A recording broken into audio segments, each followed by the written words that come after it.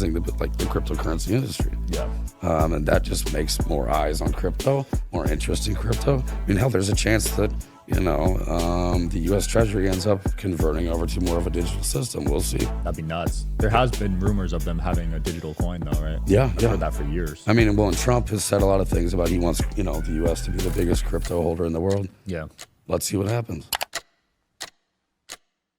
All right, guys. Nick Murphy here from Ace Trading. It's the earliest he's been awake in a while, right? That's what we do. Come on. All right, we got the Vegas time, though, Let's go. It's 2 hours behind. So Brought the Ace of Spades, too. Hey, you got to rep. Starting the day off right. Yeah, well, You've been busy these days, I'm sure, right? Very busy, man.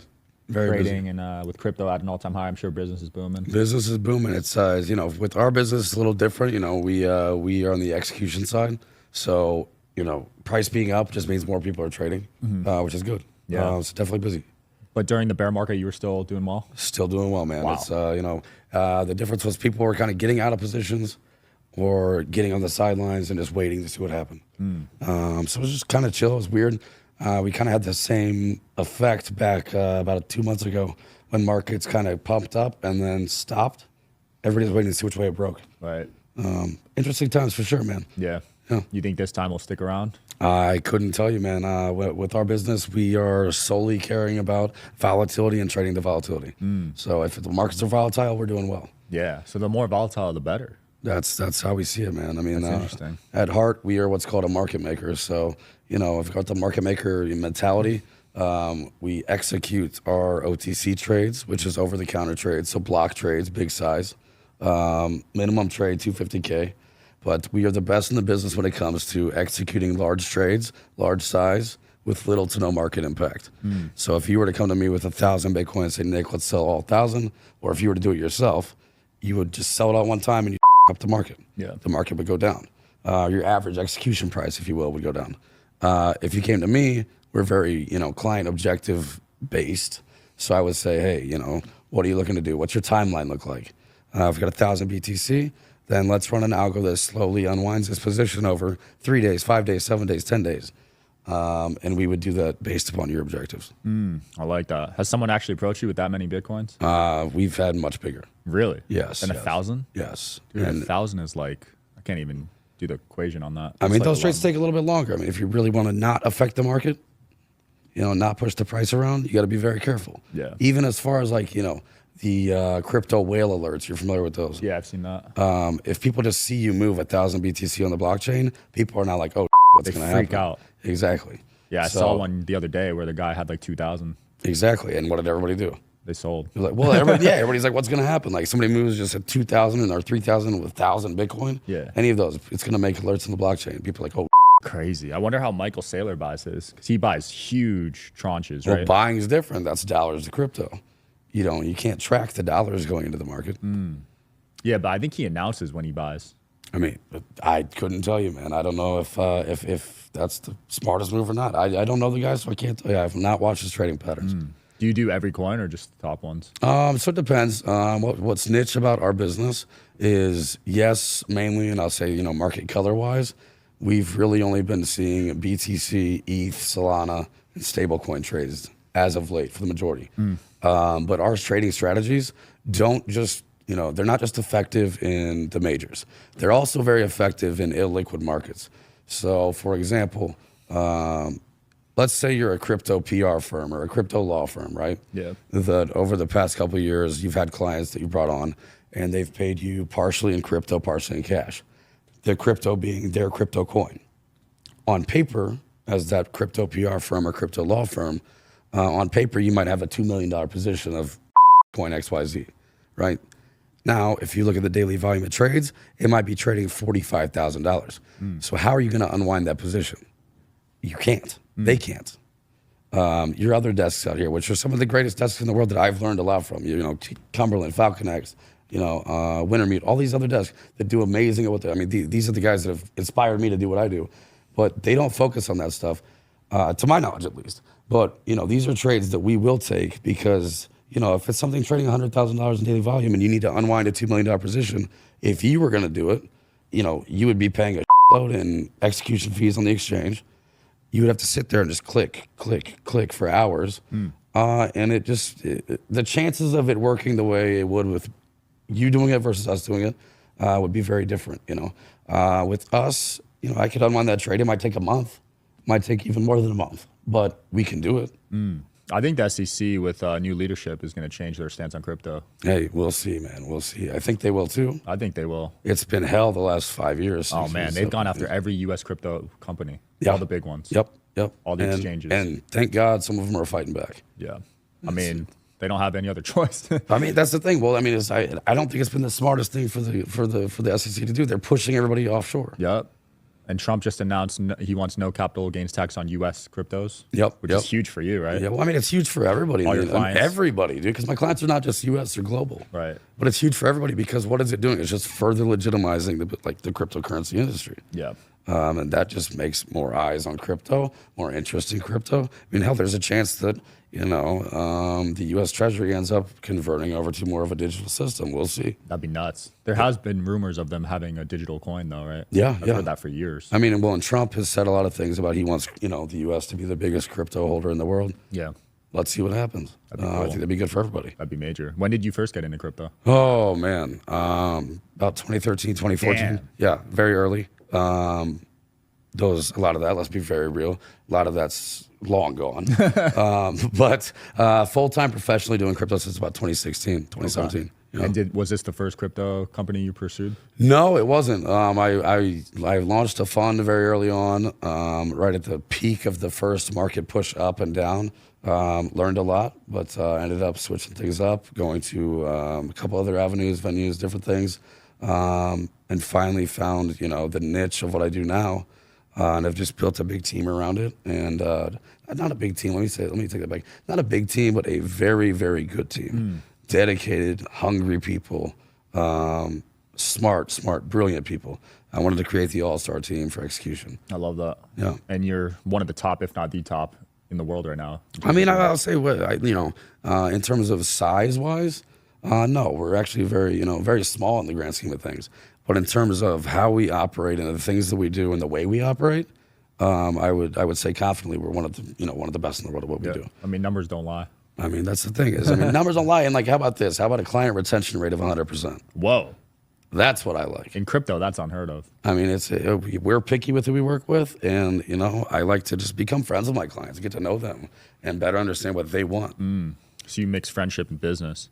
Business becomes friendship if you do it the right way. Interesting.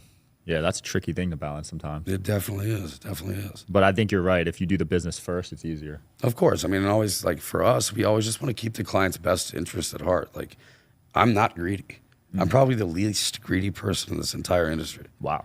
I've built the entire business off referrals, and we don't market anything.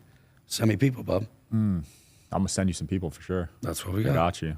Did you have mentors showing you how to do this stuff? Because it sounds complicated. Man. Mentors have been the world to me. I would not be where I'm at without good mentorship.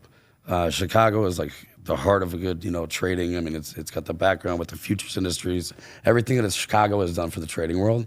I have a list of mentors that, without them, I would not be here.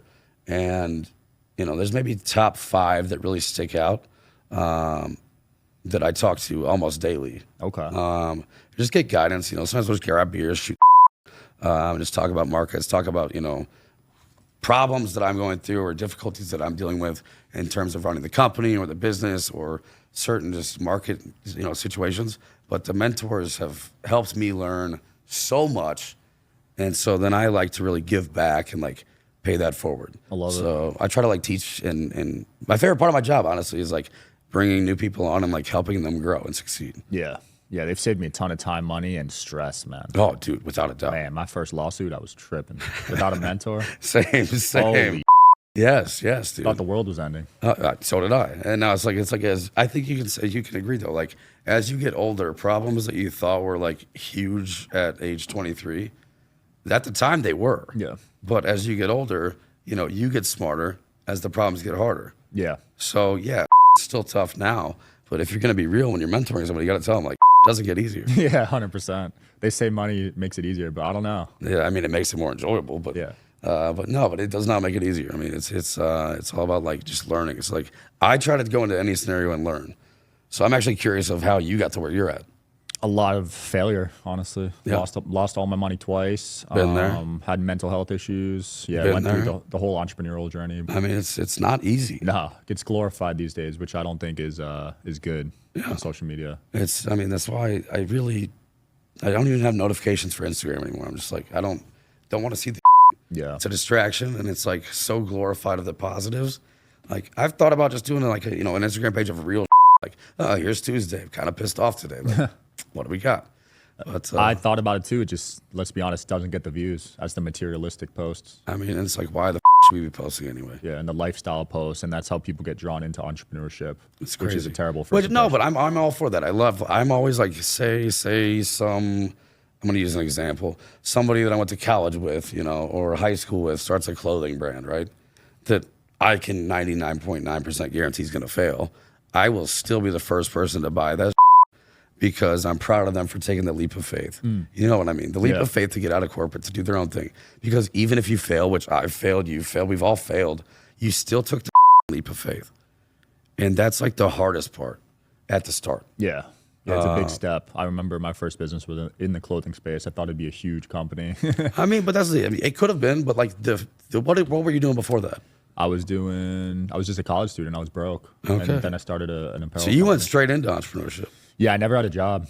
That's Never had a crazy. real That's job. right. I did corporate year, and I'm like, no good on this. Like, I knew it wasn't for me. yeah, it's Working for someone else. No. I mean, it's just like the freedom to do what you want, but also like, so you had the leap of faith, but you did it on your own. That was just very cool. Well, I had a safety net. My mom's upper middle class, so if it failed, I knew I could just live in her basement or whatever. So that definitely And I tell you what, helped. if everything went to day, I would rather go back and live in my parents' basement for 2 years if I had to where it to started. rebuild something. Yeah, I'd rather do that than not try at all. Yeah, exactly. I Get in agree. college debt and 6 figures. What are your thoughts on college debt? Oh, it's terrible. I mean, we just paid off my fiance's, and it was just like years of interest, and yeah, it's terrible. It's crazy. I just don't know. Is it going to stay? Is it going to go away? Who the knows? I know. I thought it was going to go away that one time, but someone vetoed it or something. I don't know, man. Did you go to college? I did. I went to University of Missouri. Okay. Was it worth it?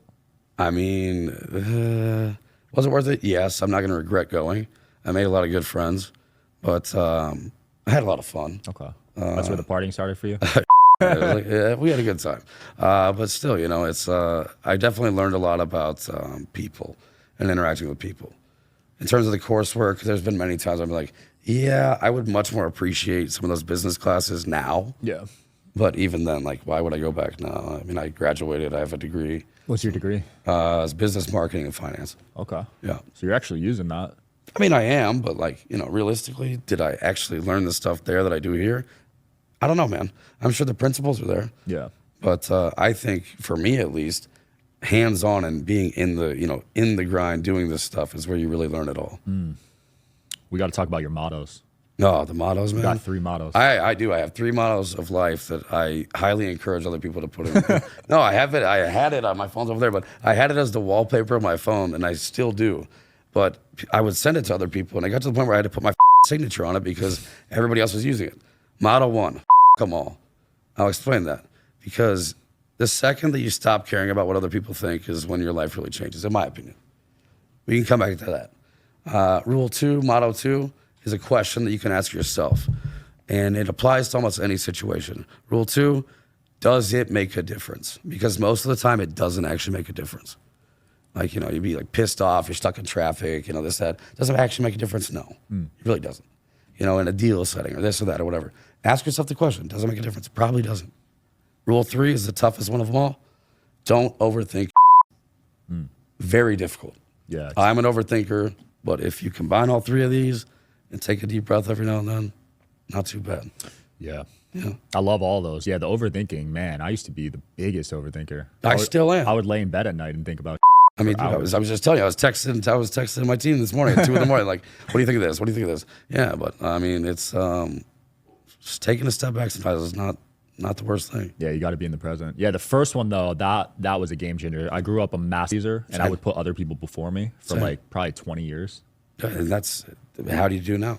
I don't do it now. I mean, I'm still pretty giving, I think, but in the right setting. But now I really got to put me and my family first. And You have to. I mean, it's at the end of the day, the only thing you can like actually control is yourself. yeah. And that's hard to realize, hard to understand. And I'm still the same way too. Like I'm a people pleaser still, but I'm learning every day that I need to focus on me too. Yeah, yeah. It was from for me at least. It was from childhood trauma, not fitting in, trying to like please everyone. Yeah, no, I've also got childhood trauma as well, man. It's tough. I think everybody's got some sort of trauma in their life. Yeah, and it's just how you kind of fuel that energy into like something positive. yeah. Well, I noticed a lot of entrepreneurs have some deep trauma actually. Yeah, and that's like actually it's funny you mentioned that, and this was not at all planned, by the way. But it's funny you mentioned that because I think that there should be some sort of I've been thinking about maybe doing a nonprofit or something.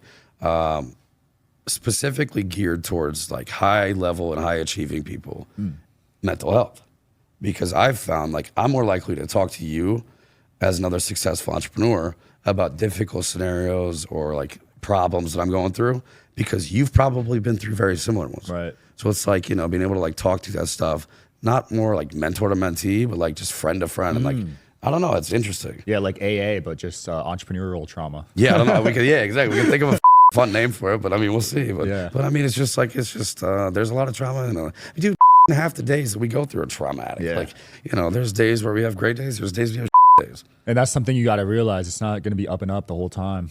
No, I mean, nothing moves up in a straight line. Yeah. So now when I've had bad days, I'm like, all right, that was needed. Yeah. Things have been too good. I mean, the timing is always right on point where it should be. I mean, you don't realize it in the moment, but maybe a year from now you do. Yeah, absolutely. What's been some of the highs for you and some of the lows? Highs and lows in general, or what? Yeah, Be more specific. With your business stuff, I guess. With business, man, the last year and a half, 2 years, banking has been tough in the United States. Yeah. That's been a really tough problem to do anything crypto banking. You got shut down. Yeah, man. I mean, but like different accounts, you know, the major banks, they just hate crypto. And I think a lot of this is tainted by the bad actors in the game. Like Right. we were just talking about the kid who did the massive rug yesterday. I mean, it's For him, crazy. it was massive. I mean, for him, it was massive. But they just like, you know, like that's the kind of thing that makes crypto look bad.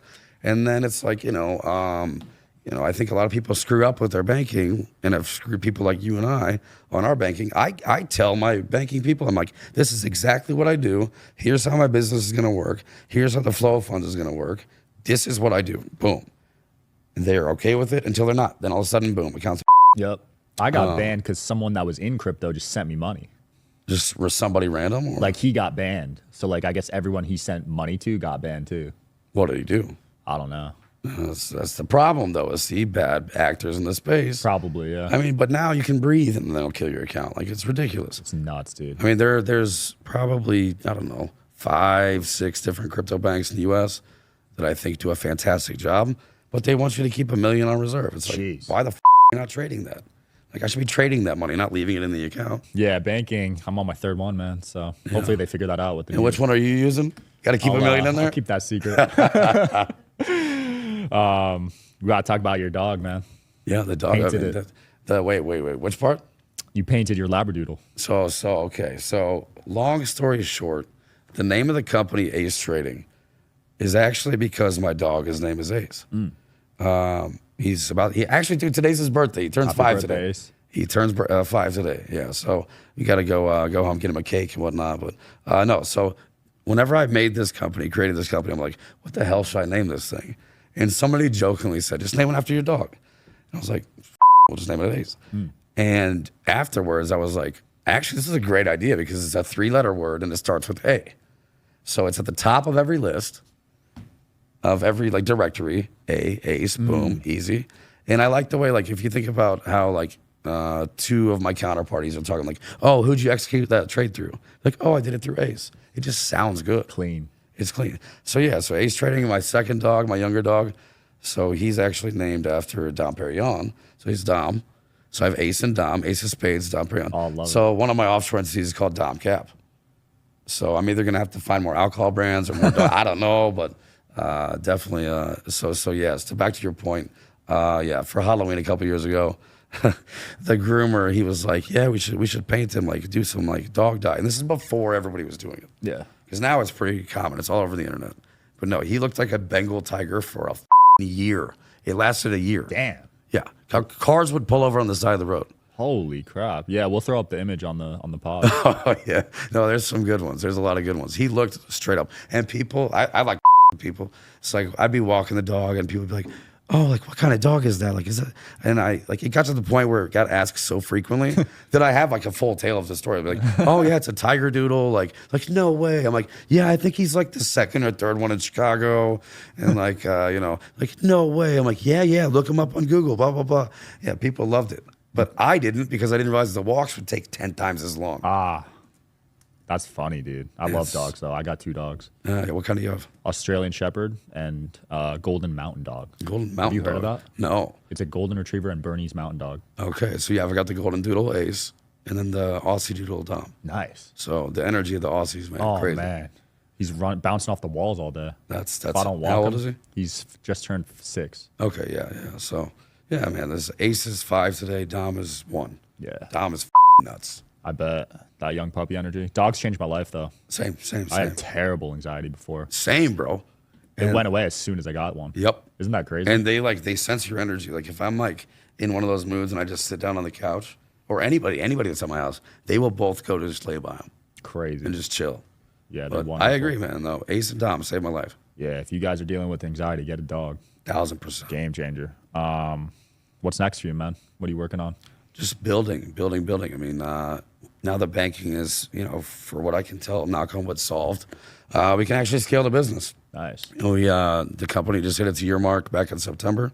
So very proud of all that we've achieved this Damn, far. only a year old? Yeah, this company, yeah. Damn. This company's a year old. Well, a little bit over, but I was doing similar stuff before and ended up just kind of spinning this company out of the last company I'd founded with just, bigger goals. And I really want to push this thing, It's a very niche service, the way we do things, the way we trade and like service our clients. Very like high-end white glove service. It's all objective based, like I said. My goal is to keep expanding, growing, building, teaching the team, the right attitude, the mental, the morals of the company, just doing the right thing, not people over. And that's another thing in this business I feel like happens way too often is people they're all for like one rip off somebody and then one and done.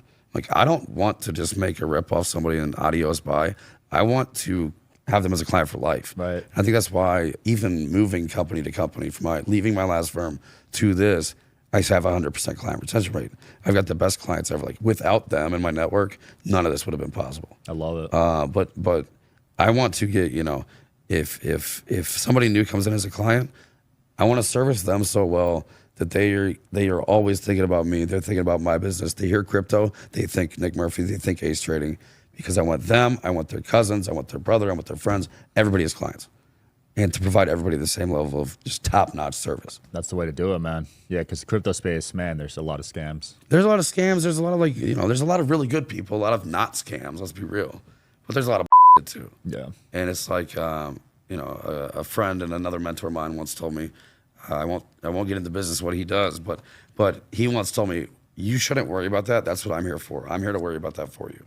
So it's like if we're involved in anything crypto, execution wise, it's like, don't worry about it. I don't want my people to worry about it. Like, let us deal with it and handle it for you. It's like, if you're sick, what do? Do you go to the doctor, or do you go to your buddy that went to med school for a semester? I go to the doctor. If you need legal help, what do? Do you go to an attorney, or do you go to like a fraternity brother that maybe went to like half a semester and off? Yeah. Or ChatGPT. I was gonna say that. No, it's like, so when it comes to trading, like if you want to execute large scale trades with little to no market impact, come to me, come to us, come to Ace. It's a great service because people don't realize when you have that much and you sell, you don't get all of that in cash. Buy, sell, whatever it is. I mean, crypto to crypto, fiat to crypto. Like, if you don't do it the smart way, like and execute it, we are 100% algorithmic. Like, we'll chip away at positions and not impact the market. That's that's the whole goal. That's the key. Because when you sell a big position, you could tank a coin like Easily. 5-10%. Easily, if not more. Yeah. Yeah, I've seen some wild slippage actually. I mean, and that's especially with some of the DeFi coins now. Yeah. Yeah, we actually have been able to. I've got a good friend that built out a DeFi execution platform, like a DeFi execution layer. That's I think he's going to be releasing soon. But like I said, a good friend of mine, we've been using it some here and there. but it actually allows us to trade high frequency in DeFi. Wow. Without incurring all those fees of gas.